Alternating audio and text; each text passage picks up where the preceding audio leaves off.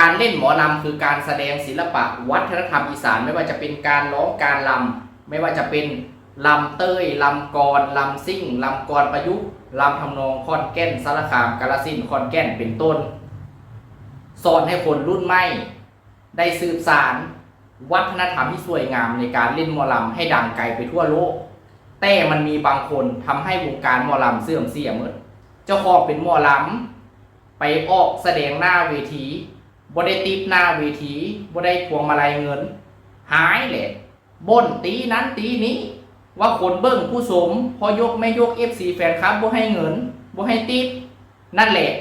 ทำให้วงการหมอลำเสื่อมเสียเพราะคนพวกนี่แหละ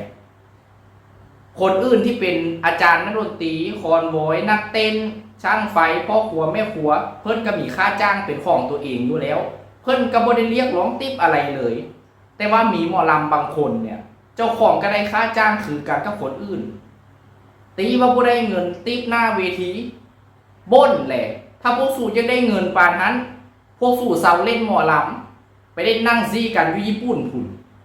ได้เงินเท่าละ 5,000 เท่าละ10,000นั่นแหละเนี่ยพวกสู่มากอยากได้เงินหลายแต่แท้จบ